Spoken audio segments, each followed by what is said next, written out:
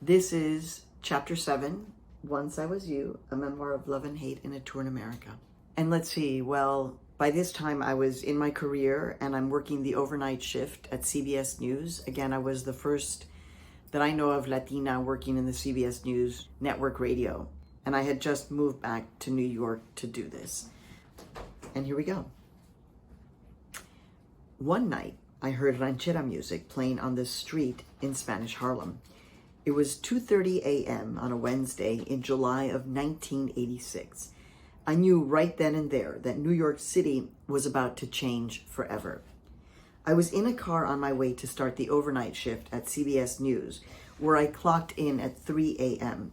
I regularly worked on segments for the Osgood File, or First Line Report with Judy Muller. I had 3 hours to prep material for the anchors who would walk in at 6 a.m. and write their scripts. Once that was done, I would put everything together for the 8 and 9 a.m. newscasts. Then after rebroadcasts and some paperwork, my workday would be done. That night in July was one of those nights. A typical boiling hot summer night in New York City. So hot that even though the sun had been down for 6 hours, the black tar of the streets was still steaming.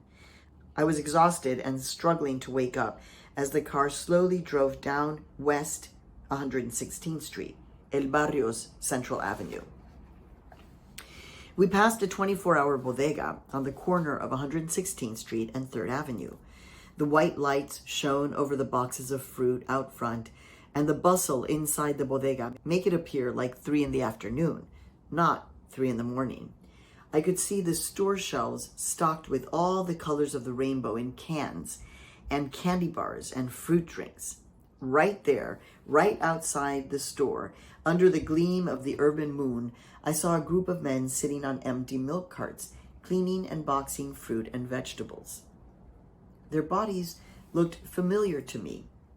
The way they were slumped, but working at the same time, their hands moving quickly while their bodies stood still.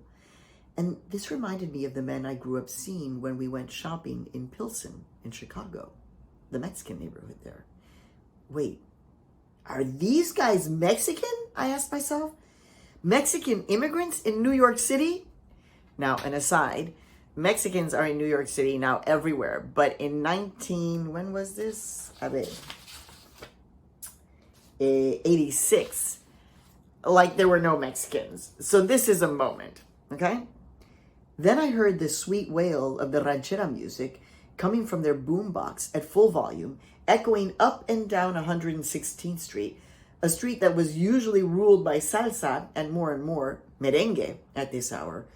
Who else would be playing ranchera? I asked the driver to pull over. I buzzed my window down all the way so I could look at the scene in front of me with wonder. Llegaron los mexicanos a New York! And if there were 3 at that bodega, there meant that there were more Mexicans spread across the city. I didn't know it at the time, but I was witnessing the changing dynamics of Mexican immigration patterns with my very own eyes. The economic crisis in Mexico during the 1980s, declining GDP, low wages, high unemployment, forced millions of Mexicans to look elsewhere for work. At the same time, many formerly undocumented immigrants now had legal status, which gave them the flexibility to move around the United States. Because so many Mexican immigrants were already working in places like California and the Southwest, especially after Reagan's legalization went through, newcomers had to venture out farther to cities like New York. It didn't take long for New Yorkers to realize the value of Mexican workers. They were willing to do the jobs no one else wanted for longer hours and less pay. Pretty soon, Mexicans were in high demand, and the immigration numbers during these years illustrate this demographic explosion. In 1980, there were less than 25,000 Mexicans living in New York City, and only a sliver of that population was foreign-born. By 1990, Mexicans numbered 56,000 strong, so in 1 decade they doubled, along with more than half of them migrating from outside of the United States. The 2010 census counted more than 319,000 Mexicans in New York City, so literally an explosion. Could it be that life in New York City was about to become more whole? While I learned to love the pan-Latin American part of myself, I also longed for Mexico.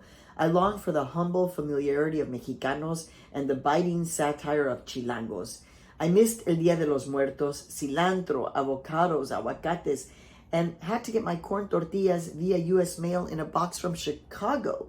I missed Chicanismo, even though I didn't grow up with it. The movement was not based in Chicago. I wanted it around me now, that deep sense of pride in being descendants of Mexicanos. I wanted people in New York to have a reference for Mexicanos because we were invisible there. We didn't exist. Seeing these paisanos at 3 a.m. meant Mexico was on its way to the Big Apple. Maybe I could be whole again on this side of the border. Maybe I put together the two things that I loved most, Mexico and New York City. Then I would know that I could stay in the U.S. forever.